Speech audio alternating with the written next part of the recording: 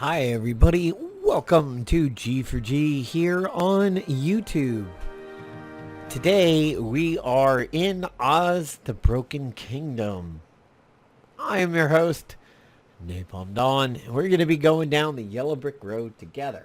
So, I covered this game briefly in my What Have I Been Doing Since Marvel Avengers Alliance wrapped up video. Now, it is time for me to give this game its proper moment in the sun.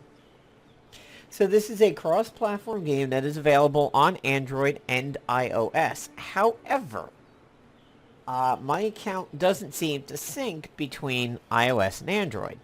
So what I have on my iOS devices is one specific to my iOS devices, and what I have on Android is specific to Android.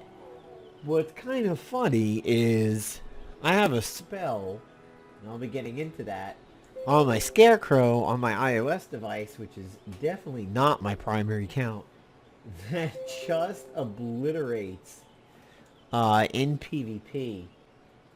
It pretty much ends PvP right there, but I'll be getting into that. So, every day that you log in, you will get currency, generally in the form of essence. But you also get these keys, and then you get things like these potions, and eventually you get a silver coin and a gold coin. These are definitely things that you want to strive for, these coins. Also, every day that you log in, you get logins towards a new PvP companion.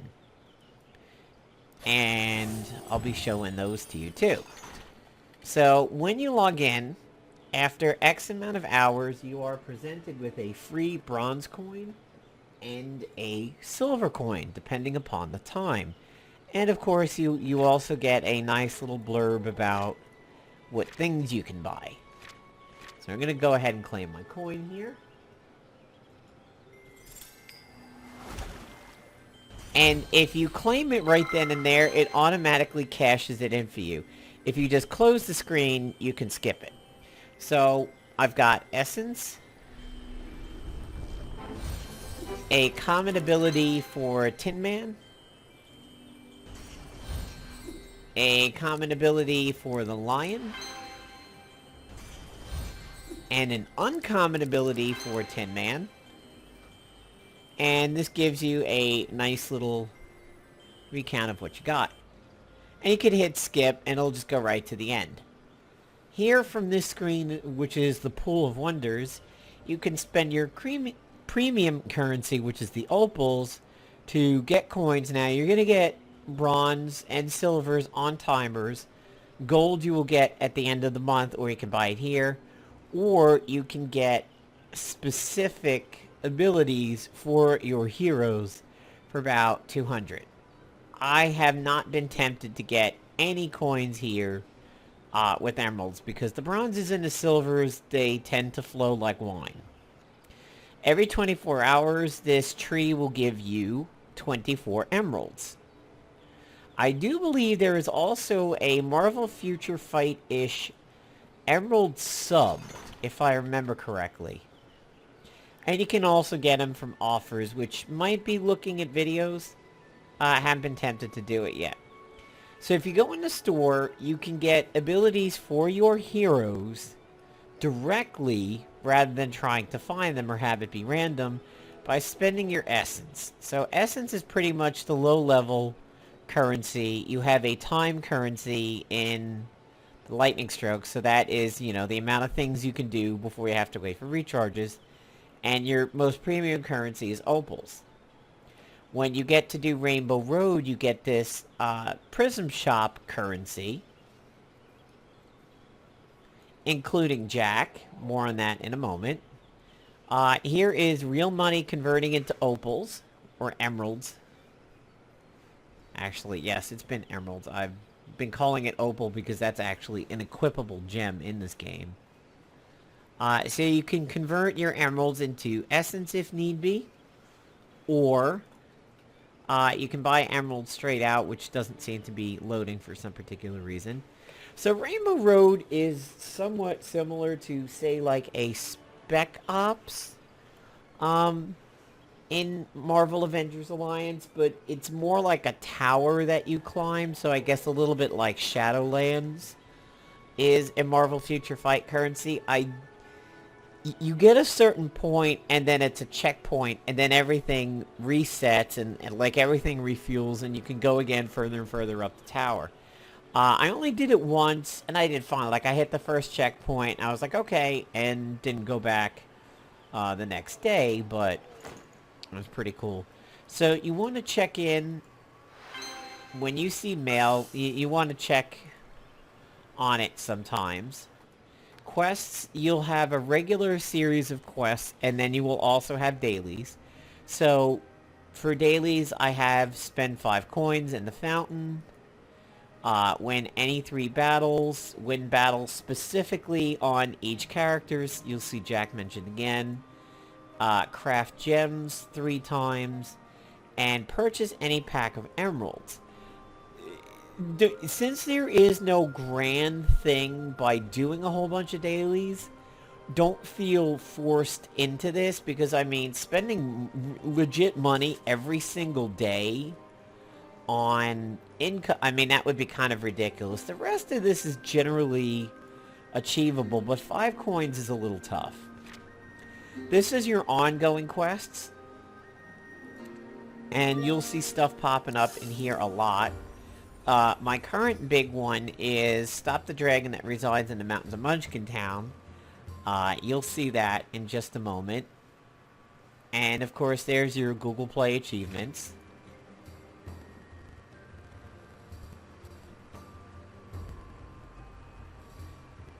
So there is PvP in this game, and that is done by going to the arena. It unlocks after you get a certain level. It unlocks fairly early on.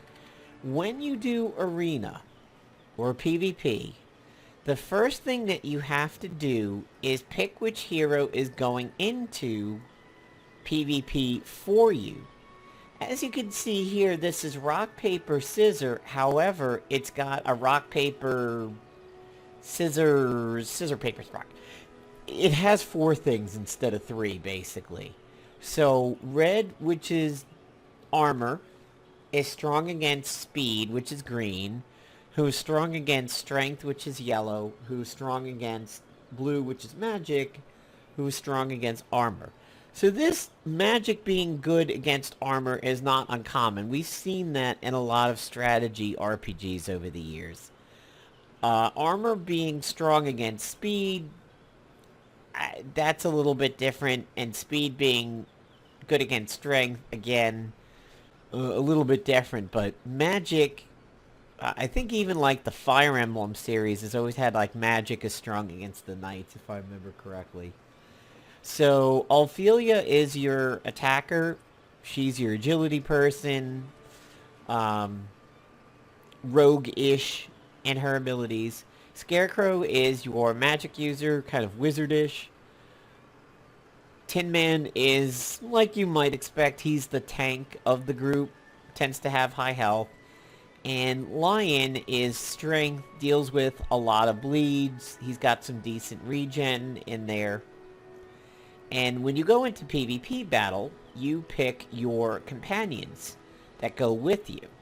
These are NPCs that act without you telling them what to do.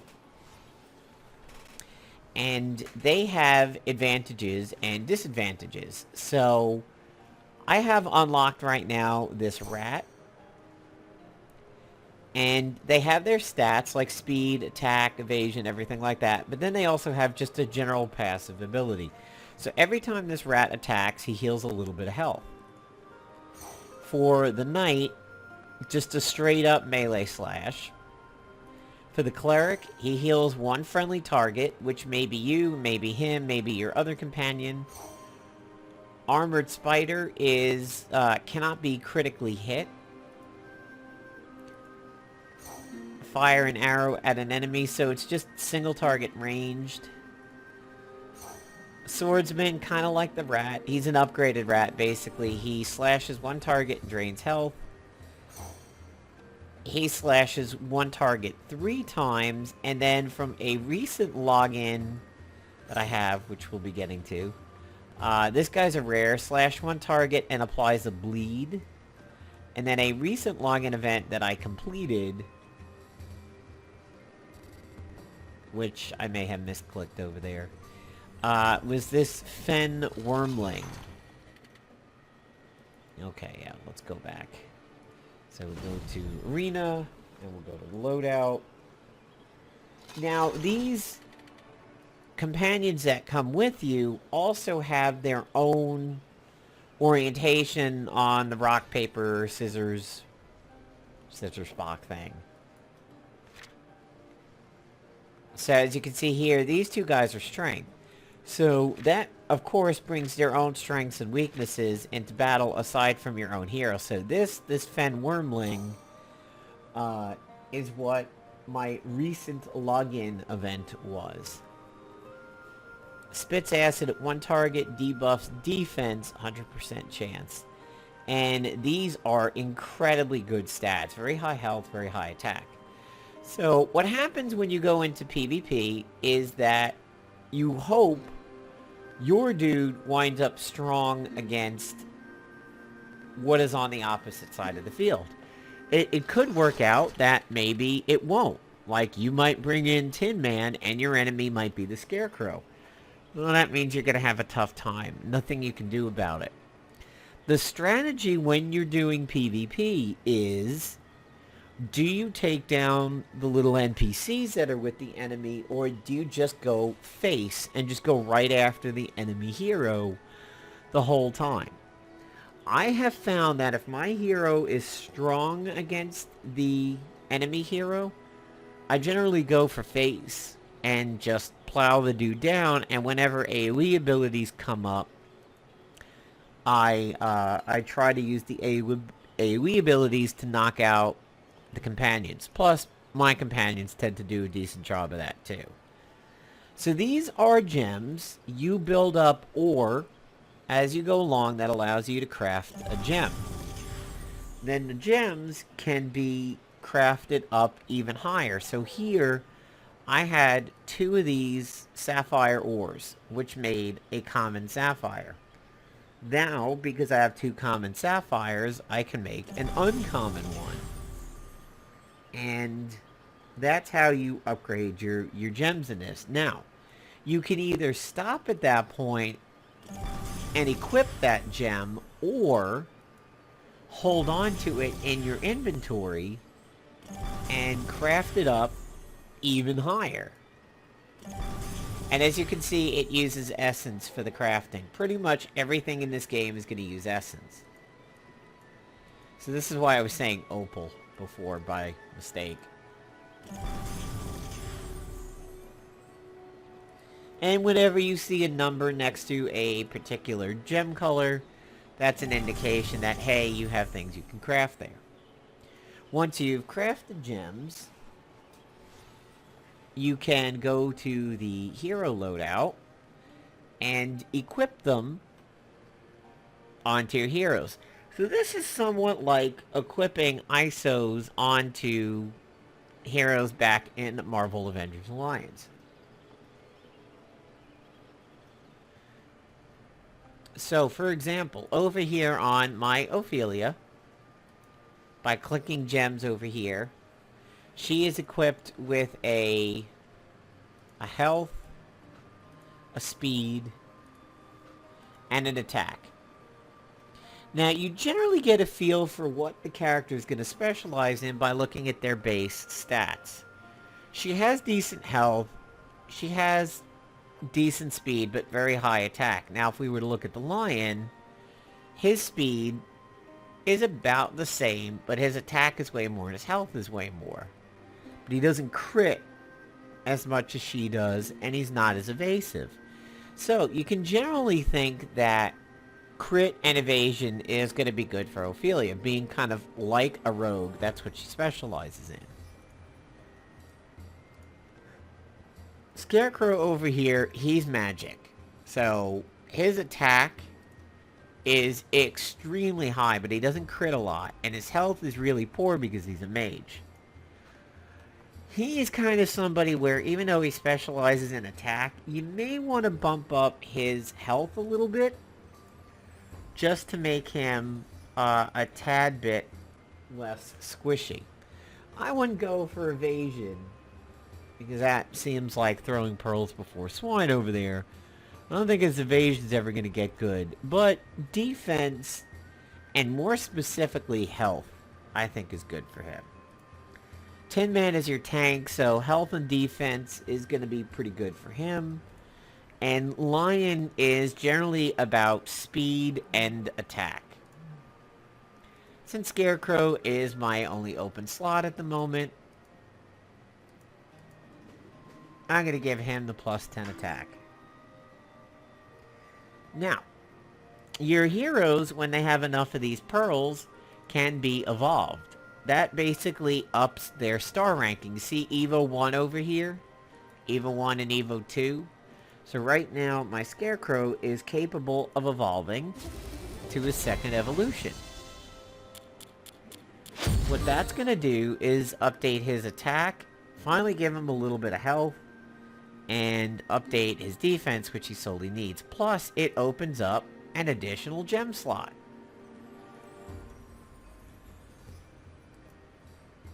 They're going to hold on and hopefully give him a health gem when I've got it available.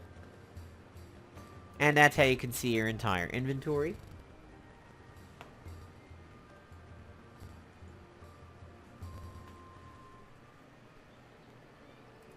So Quest has got a number over here, which means I can claim some experience for crafting, and I get emeralds for evolving Scarecrow, which means that my Tin Man is the only one who's still left back at Evolution 1. So, Essence, why it's such a good currency in this game. When you set a hero's loadout, you have this amount of abilities that the hero can bring into any combat, be it PvP or PvE.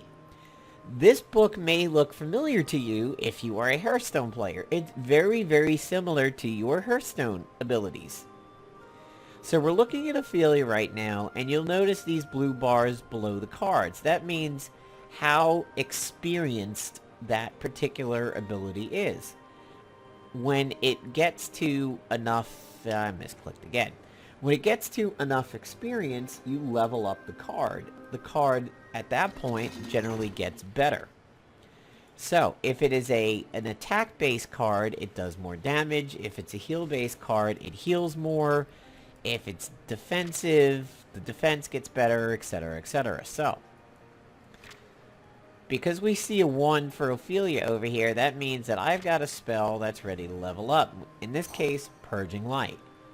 Your blades flash with magical light, dealing light damage to all enemies. Removes all buffs and heal over time effects on the enemy. So if I were to upgrade this, you'll notice that I will get more damage. And the level goes up. Now, the mana never goes up, which is cool. It will never mean that the card gets more expensive to cast or anything like that. Some of these abilities are common, some of them are rare. So for this one, Arcane Armor, that one's an uncommon, and that's by the little green. Meditation is a rare, that's by the blue. Now, earlier I said that on my iOS version, I have a spell for Scarecrow that pretty much one-shots people in PvP. And I want to see if I can find it over here.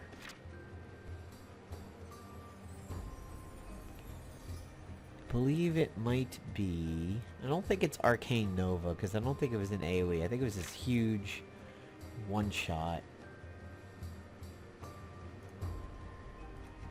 It might be Arcane Nova. Yeah, 442. I actually think it's this. Blast a single target. Yeah, it's this. See how this is an epic? This is That spell is just a force of nature. Yeah, arcane beams. So you notice down over here, this is my team experience where it says 12. Scarecrow's who I'm looking at, and this is Scarecrow's might level, which is basically the sum of his spells. If I do this, his might level goes up. That's because I'm now carrying more damaging cards. Arcane Nova is crazy. Crazy damage. You'll notice this one is blinking. It's blinking because it means I have an upgrade ready. Now when we come out of this, you'll notice my might goes up again. So you can only bring X amount of abilities to combat. Generally, I think it's good if you bring, you know, 1 or 2 low levels that don't cost a lot of mana. They could do early in combat. Some kind of an AoE. And then at least like 1 defensive thing. Now, what the crazy combo is on my iOS version of Scarecrow is that when he gets up to full focus, I used, I think it's Ponder. Yeah, I don't have it equipped over here, but it's a 2-card punch-out combo. Meditation? Yes, okay. So, meditation instantly gives me full focus. When Scarecrow has full focus, all of his stuff does more damage.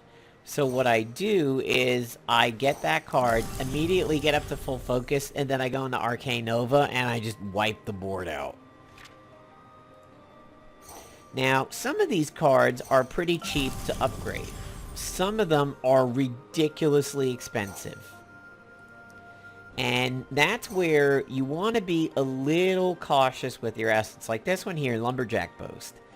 10,000 to upgrade it twice out of my 40,000. That means that upgrading that one is a little expensive. Since I don't have it equipped, I'm just not even going to bother. The higher the value of the card, the more expensive it is to level up. Like this one, Axe Toss. That's 15k to upgrade. I don't have it equipped. I don't feel the need to go ahead and spend my essence on that one. So, you do get essence hand over fist, especially early on. But then you'll start discovering things get kind of expensive. So you're gonna want to like pick and choose what things you upgrade. And if you don't have a really, really expensive card equipped, maybe don't equip it until you want to use it. So now let's actually show you some combat, and then we'll wrap up the video. PvP is live in this game. It is not a duel against AI, as far as I know. It is a duel against other people, because it says like waiting, finding you a match, blah blah blah. And then it goes ahead and drops you in on somebody, and you have like, kind of like Hearthstone, you have like little emotes you can do, like sorries and happy faces, and you're going down kind of a deal.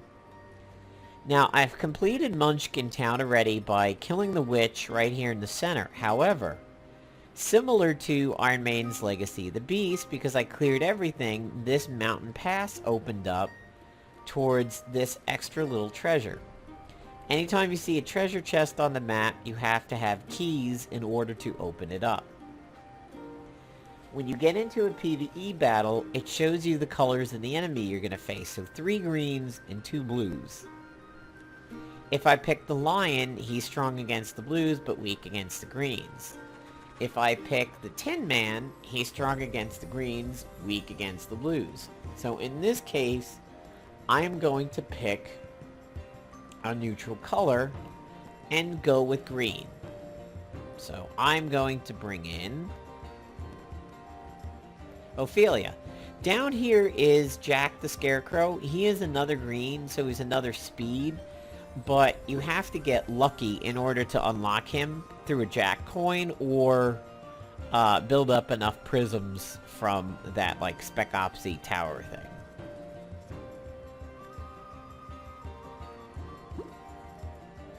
So you get these interesting little cutscenes sometimes, part of the story.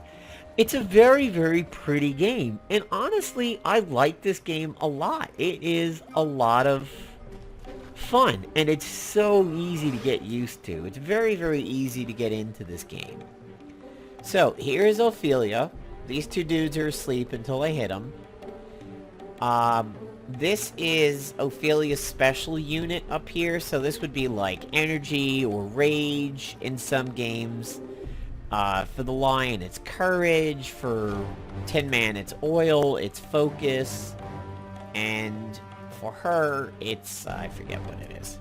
So, generally you have a zero cost ability. It doesn't cost any mana. And kind of like Hearthstone, you gain mana per turn.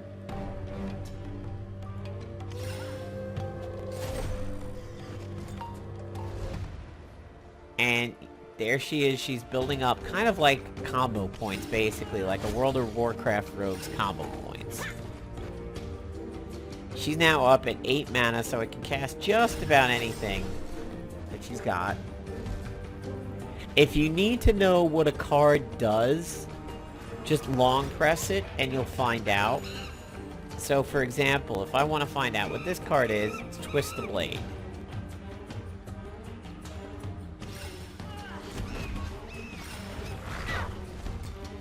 Now when she gets all of her pips up here, she gets empowered. So that one over there was a shield, and it increases her crit rate. Shields are pretty good in this. They're not that strong, but they do limit a little bit of damage coming in.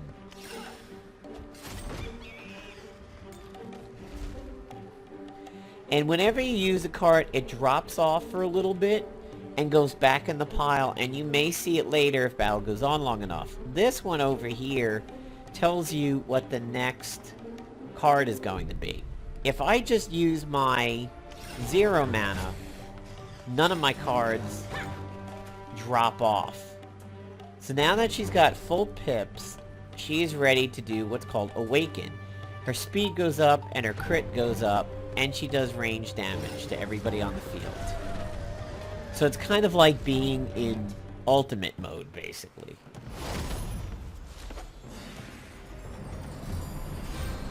And you get essence, and you may get other things like, or you may get level ups for hero abilities, and the team always gets some experience. In PvP, if you win, you get a chest, and the chest takes about 2 hours to unlock. So basically, it goes in a chest slot, you tap on it, and it's like, alright, it'll unlock in 2 hours, and I think if you watch a video, you take 1 hour off of it. So here is a boss. He's a dragon. He's Might. So seeing that Might is weak against green, it looks like we're bringing Ophelia again.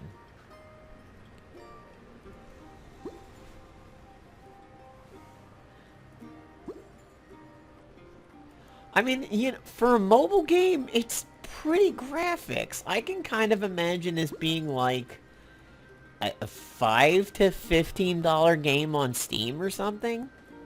It's pretty, and it's fun. I mean, I can see how this could also be a Facebook game. I mean, the interface is not exactly designed for taps. I mean, regular mouse clicks will get you through this. Unlike Legacy of the Beast, where you gotta do the multi-speed taps and everything.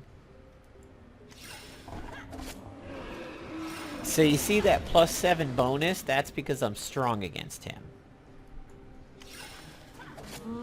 However, one of my abilities is a magic ability. You'll see this -227 over here. That's because it's magic, and he is strong against magic. So that's gonna be kind of bad. This ability, sneak attack.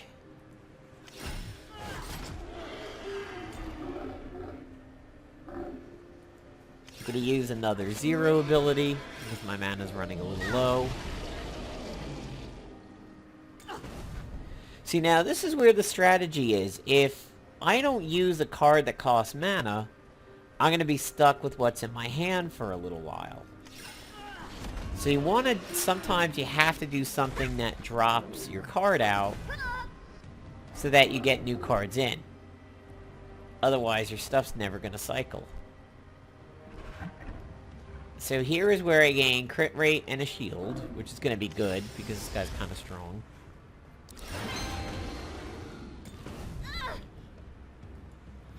So I'm at max pips. I'm now awakened basically in ultimate mode over here. And this should kill the dragon.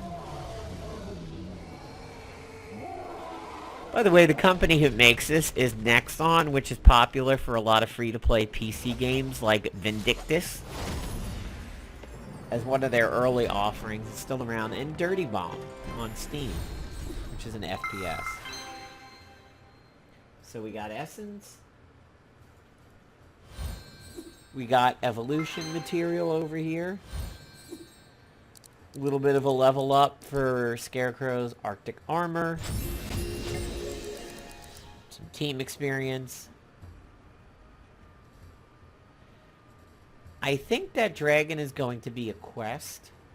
I think I might have just banged out complete Munchkin Land and kill the dragon. So I might have 2 quests complete.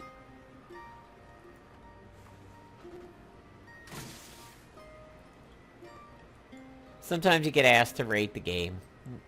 Not surprising. Ah, silver coin.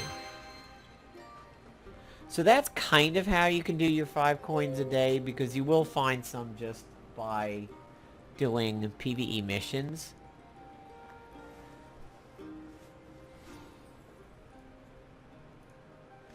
Yep, okay, that's what I thought. Kill the dragon, complete Munchkin Town. So as you can see, the game's, you know, relatively decent about giving you the premium currency. Now, Scarecrow, which is the last and final thing that we'll talk about over here, is a locked character, similar to what you might call like a paywall character in Marvel Future Fight. You can get him by getting prisms going through the Rainbow Road, or you can get lucky with, I believe it is the magical coins. You have to go to Wonders for it. And he's not here.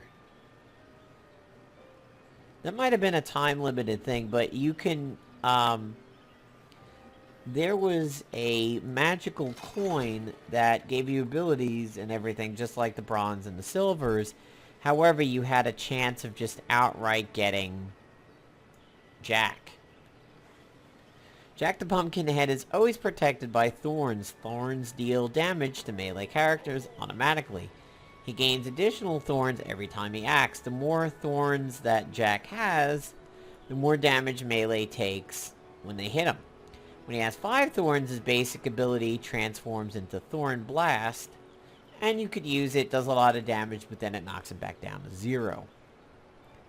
Relatively okay attacker, decent health. Again, high evasion, high crit rate. So he's another green. He's a rare. You can get him now. It just seems like by building up your prisms from the road. Doesn't seem like the magic coins are around anymore. That might have been time limited for Halloween. However, you can still get them at any point in time. But there's no way of buying prisms. You have to go through Rainbow Road. So that's going to take a while. So there you go, folks. There is Oz the Broken Kingdom. To compare it to Marvel Avengers Alliance, you're only going out on the field with one hero at a time. So you're always going to have to make that decision. In PvP, similar to PvP in Marvel Avengers Alliance, it's blind luck. You don't know what's coming. So you might bring a hero that's strong against what you're going to face. It might be weak, it might be neutral. You never know. PvE, you get a little bit of an idea of what you're facing, so you can bring the best hero for it. You have a choice. You can do what you saw me do and bring a hero that's neutral to everything. No advantages or disadvantages. You could bring a hero that has an advantage over some mobs, but then is weak against others. It's all up to you. So there's no real synergy between heroes in this. It's not like, oh, I'm going to bring Ophelia and Tin Man, and I'm going to do this, and that's going to buff that. There isn't synergy that way, but if you kind of like Hearthstone a little bit, and like setting decks and everything, and just a fun action mobile game, this is the one for you. And it works on multiple devices, so once you do your Facebook login, you can do it on a phone, on a tablet, on a Bluetooth emulator.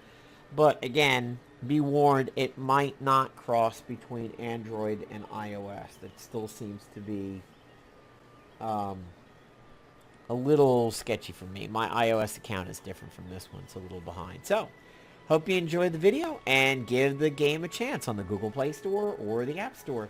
See you later, everybody.